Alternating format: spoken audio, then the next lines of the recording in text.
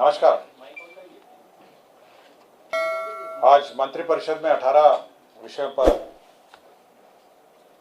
चर्चा की गई और संबंध में निर्णय लिए गए। सबसे महत्वपूर्ण निर्णय राज्य में शिक्षकों की बहाली के संबंध में लिए गए।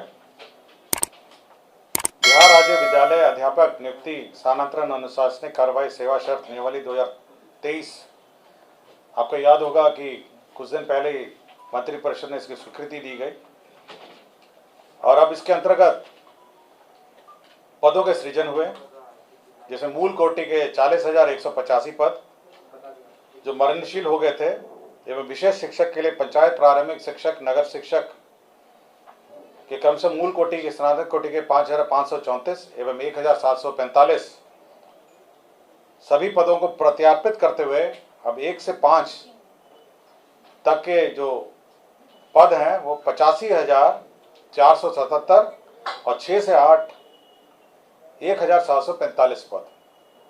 तो ये आप समझ सकते हैं कि कुल जो पद सृजित हुए हैं वो 85,477 जो 1 से 5 के लिए और 6 से 8 के लिए 1,745 पद का सृजन हुआ है।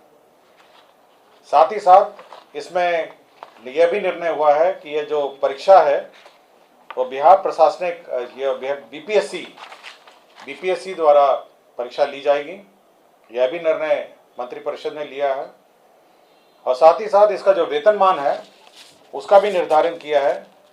वेतनमान में जो प्राथमिक विद्यालय में मूल कोटि का जो अध्यापक का मूल पद है वो 25,000 होगा और जो स्नातक कोटि के विद्यालय अध्यापक का मूल वेतन है 28,000 होगा। तो इस पूरे पद का जो सृजन हुआ है इसमें कुल व्यय होगा 4,629 करोड़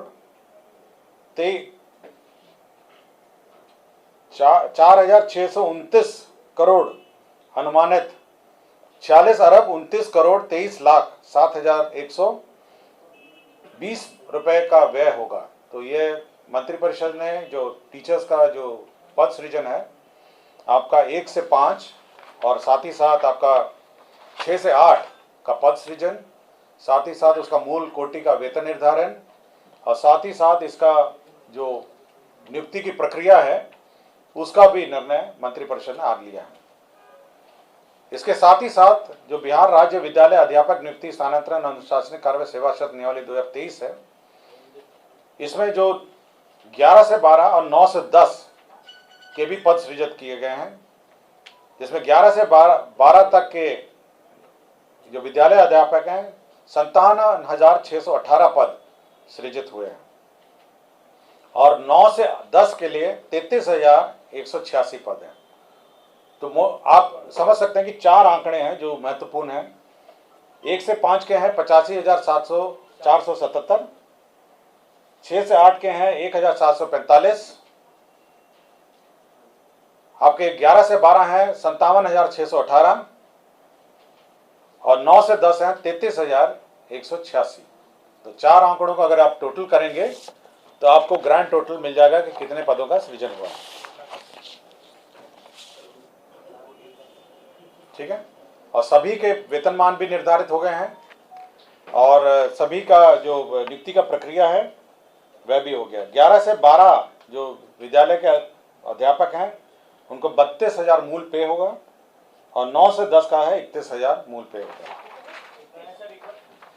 जो 11 से 12 है 32,000 उसका मूल पे होगा, मूल पे, और 9 से 10 है उसका मूल पे होगा 31। मूल वेतन के अलावा मैं बता देता हूं, मूल वेतन के अलावा आपका 42% डीए होता है। ठीक है, 8% एचआरए होता है, हाउस रेंट अलाउंस, फिर सीटीए अलाउंस होता है 1,500 के आसपास प्लस डीए, मेडिकल होता है आपका 1,000। इसके अलावा आपका पेंशन कंट्रीब्यूशन होता है, पेंशन में जो कंट्रीब्यूशन है सरकार देती है वो भी सरकार देती है और उसके बाद ग्रॉस सैलरीज का निकाला जाता है। तो डीए, एचआरए, सीटी जो सरकारी ना आम जो नॉर्मल हमारे सरकारी कर्मचारी और पदाधिकारी का जो व्यवस्था है वही रहेगा। सीधा ट्रेजरी से, राज्य के कोष से सीधा वेतन मिलेगा। और जो पेंशन की जो नियमावली है और पेंशन की जो व्यवस्था न्यू पेंशन स्कीम में है, वही पेंशन इन पर भी लागू होगी। तो ये एक महत्वपूर्ण निर्णय है जो